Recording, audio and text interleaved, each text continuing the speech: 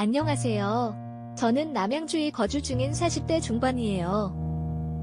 오늘 알려드릴 이야기는 심야 채팅에서 들었던 것 중 가장 충격적인 일이에요.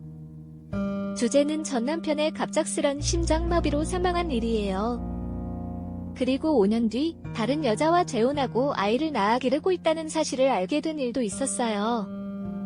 이런 이야기를 듣고 나면 아내의 유혹 뺨칠 만한 막장 드라마가 탄생할 것 같아요. 제 결혼한 남편과 시댁 인간들에 대한 이야기부터 시작해볼게요. 어머니, 제 집에 어떻게 들어오셨어요? 그리고 왜 마음대로 제 속옷을 건드리세요? 그건 아니잖아요. 강도라도 들었던 건 줄 알고 경찰에 신고까지 하려고 했었어요. 부적이 있다고 애가 생긴다는 건 대한민국에서 난임 치료하는 부부들이 어디 있겠어요. 저도 아이를 갖고 싶지만 어머니도 여자인데 이렇게까지 막무가내로 할 필요는 없잖아요. 뭘 어쩌겠어요. 그리고 붙여날 효력이 있다는 부적을 쌓기 위해서 얼마나 돈을 들였는지도 모르겠어요. 결혼한 지 10년이 다 되어가는데 아이가 안 생긴다는 거? 말이 되지 않잖아요? 내가 너랑 우리 기호 결혼 반대했던 거라는 건 이제 더 이상 비밀이 아니에요. 이래서 내가 너랑 우리 기호 결혼 반대했던 거였어. 그 무당 말이 딱 맞았어요. 너야말로 나한테 너무한 거야. 어휴, 속이 터져버릴 것 같아. 남편과 10년 넘게 결혼 생활을 했지만 아이는 단 한 번도 생기지 않았어요. 정말 많은 방법을 다 써봤는데 병원은 거의 제 집 드나들도 다녔고요. 결국 남편이랑 둘이서 살자고 정했답니다. 물론 그때도 제 마음 한구석에는 엄마가 되고 싶다는 욕심이 있었지만 그렇게 쉽게 이룰 수 있는 건 아니잖아. 그런데 시어머니는 포기를 모르는 사람이었어. 장남이 자식을 낳아야 대가 이어지는데 무자식이라니 그건 절대 용납할 수 없다고 하면서 나를 들들 볶아댔지. 집 비밀번호를 모르니까는 열쇠 기사를 불러서 우리 집 문을 따고 들어온 적도 있었어. 그리고 나서는 안방 서랍을 다 뒤져서 제 속옷이란 속옷에다가 죄다 부적을 꿰매놓았어. 여러분이라면 어떨까? 처음에 그 광경을 본 나는 도둑이 둔 줄 알고 시겁했었고 그 다음에는 속옷에 붙은 부적을 보며 우라가 치밀어 올랐었어. 그 광경을 남편도 같이 봤었어. 시어머니와 말다툼을 하던 당시 스피커폰으로 하고 있었고 그 내용을 남편도 고스란히 다 듣고 있었어. 시어머니는 나에게 단 한마디도 사과를 하지 않았어. 내가 내 아들이랑 결혼해서 우리 집안대 다 끊어지는 거다라면서 사주를 봤던 얘기로 또 나를 화나게 했었지. 다신 아무 말도 하지 말아봐. 내가 얘기할게. 여보세요, 엄마 지금 뭐 하는 거예요? 우리가 몇 번이고 얘기했었잖아. 아니야, 생기지도 않은 애를 부적 같은 거로 만든다는 게 말이 돼? 거기 점집 어디야?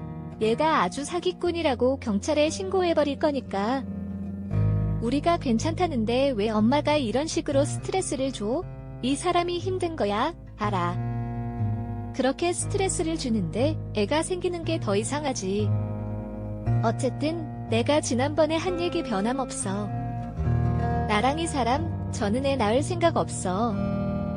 그냥 둘이서 살 거니까 그런 줄 알아요. 한 번만 더 일해봐. 나 정말 가만히 안 있어. 가만히 안 있으면 뭐 어쩔래? 장남이 아들 하나 없으면 어떡하냐. 어떡하냐고? 아유, 내가 제명에 못 죽지.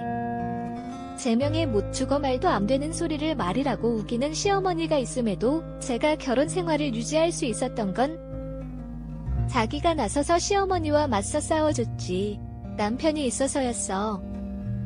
당시만 해도 나는 내 남편밖에 없구나 하고 살았어. 유별나게 사이가 좋았던 건 아니었지만 적어도 부부로서 서로를 지켜줄 줄 아는 부부로 살았어. 그 인간이 뒤에서 무슨 짓을 하고 다닌 줄은 꿈에도 몰랐던 거죠. 나는 그렇게 살았다고 생각해. 그렇게 남편에 대한 신뢰가 두터웠기에 나는 그 결혼 생활을 할 수 있었어. 남편이 회사에서 구조조정이 일어날 것 같다고 말을 할 때도 이렇게 말씀해도 될까요? 우리가 부부니까 당신이 전업주부하고 제가 더 열심히 일하면 된다고 생각했었어요. 그래도 우리는 균형 잡혀있는 관계 아니겠어요? 걱정 마세요. 구조조정이라는 소문만 돌 뿐이고 아직 확정된 것도 아니잖아요. 다른 직장에서 일하면서도 돈을 벌고 있으니까요. 그리고 당신이 땅을 가지고 있으니까 땅이 개발되면 돈이 될 것 같아요. 당신이 전업주부이고 당신이 가진 땅이 개발될 거라고 동료들이 듣고 있다면 배부른 소리 하지 않을까요? 그래도 걱정하지 마세요. 제가 직장 다니면서 돈 벌면 되는 거 아니겠어요? 구조조정이 있을지도 모르는데 우리는 함께 버텨봐야죠. 회사비도 맞춰가면서 뭐든지 할 수 있으니까요. 월급쟁이 삶도 좋은 것 같아요. 땅이 개발되면 돈을 벌 수 있을 거니까요. 그래도 좀 걱정이 되는 것 같아요. 그리고 남편도 땅을 가지고 있으니까 땅이 개발되면 돈을 벌 수 있을 거라고 생각해요. 제가 직장 다니면서 돈을 벌면 된다고 생각하니까요. 저는 전혀 상관없어요. 그런데 시어머니가 내 탓이라고 하시니까 심란해집니다. 그런데 시댁 식구들과 식사를 하다가 시어머니가 화를 내시더라고요. 아들이 구조조정으로 일이 잘릴지도 모른다고 말씀하시더라고요. 그래서 제가 이 결혼을 했을 때 엄마가 결혼하면 안 풀릴 거야. 와이프가 내 길을 망칠 거야 라고 하셨는데 그것도 다 믿을 거 없는 소리잖아요. 그래도 시어머니가 화를 내시니까 좀 걱정이 되네요. 술 대신 다른 걸 마시고 일찍 일어나서 뭔가 하면 어때? 여자 하나 잘못 끌어들였다가 나중에 아들 인생 다 말아먹일 수 있잖아. 그래도 괜찮은 걸 해보자. 이거 어디서 들은 거였더라? 내일 뭐 할까? 시동생 부부는 궁합이 참 좋다고 하던데. 그 두 사람보다 우리 부부가 더 잘 먹고 사이좋게 잘 살았는데도 시어머니는 왜 그런 말을 하지? 그래도 남편은 자기 엄마랑 가깝게 지내고 싶지 않다 해서 1년에 두세 번만 보면 되니까 괜찮았어. 그때는 그냥 이 시간이 빨리 지나갔으면 좋겠다고 생각했었는데 뜻밖의 일로 구조조정 이슈 때문에 심란한 시기를 보내게 되었어. 그때 남편은 해외로 발령받았다고 해서 나랑 떨어져 지내게 되었는데 미국이었어. 이런 걸 보내지 말라고 했는데 보내버렸지. 한국에서 먹는 거랑은 다르겠지만 한식 맛있게 하는 식당도 많고 여기도 한인 마트 있으니까 대충 해결될 거라고 생각해서 보냈어. 그냥 내 마음 편하게 보내봤어. 일은 할만하니까 그냥 받아봐. 크리스마스 때 한국에 가볼까도 생각해봐. 회사 사람들이랑 어울리기는 어색할 수 있겠지만 그래도 여기도 한국인 많이 있으니까 괜찮아. 그리고 한 달에 한 번씩 대용량으로 반찬을 해서 보냈어. 남편도 좋아할 것 같아서 그렇게 했는데 괜찮았으면 좋겠다. 이직하면서 제주도도 못 가고 미국도 못 가니까 그냥 일상에서 즐기는 걸로 해야겠다는 생각이 들었어. 그런데 문제는 한국인 직원이 자기 한 명밖에 없다고 해서 걱정이 되지. 파주에 혼자 있으면 더 외로울 텐데 직원도 없이 남편이 있는 건 더 안쓰러웠어.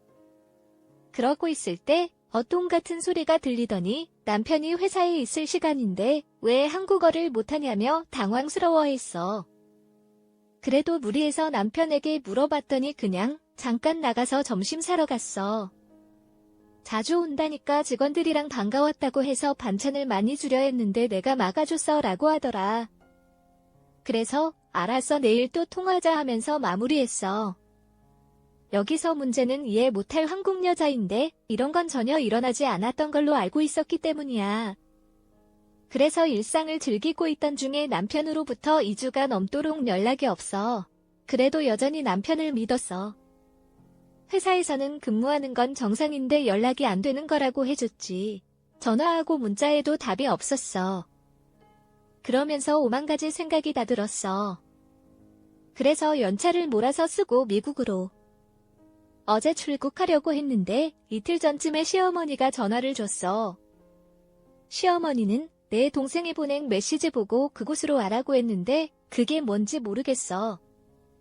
남편이 해외에 있어서 시어머니한테 연락이 안 되고 있었는데 일단 시어머니 말대로 가봤어. 주소지를 찍고 도착하니까 낙골당이었어. 시댁 식구들과 마주하면서 이게 대체 뭐지 싶었는데 나의 남편 이름이 여기에 떠 있었어. 내 남편 이름과 사진이 담긴 유리칸들이 많았는데 이게 무슨 일인지 몰라서 깜짝 놀랐어. 시어머니는 대뜸 나한테 이런 걸로 전화를 걸어왔다는 게 좀 기분 나빠하지만 그래도 시어머니니까 싸가지 없이 따라갔어. 남편이 죽었다는 사실이 믿기질 않았어. 내가 미쳤나 봐. 그래서 병원에서 간호사한테 이야기했어. 옷 챙겨서 나와라. 앞에 있을 테니까. 눈을 뜬 제 옆에 제발 남편이 있길 바랬는데 제 옆에는 시어머니가 있었습니다. 정신이 든 저를 보면서 차갑게 이야기했어요. 앞에 있을 테니 몸 추스리고 나오라고 말입니다. 넋이 나간 사람처럼 마치 산송장처럼 저는 털레털레 병원 밖으로 나왔어요. 거기에는 시어머니가 서류 하나를 보여줬습니다.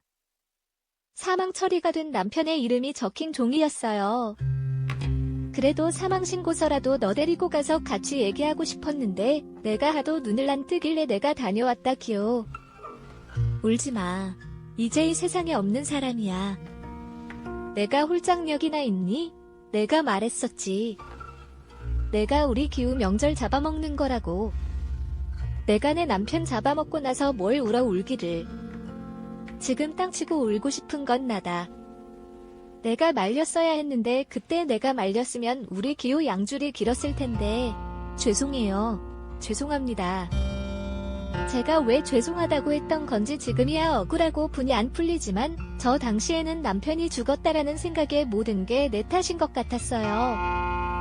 정말로 시어머니 말대로 내가 남편이랑 궁합이 안 맞는 사람인데 결혼해서 멀쩡히 더 살 수 있는 사람을 죽게 한 건 아닌가.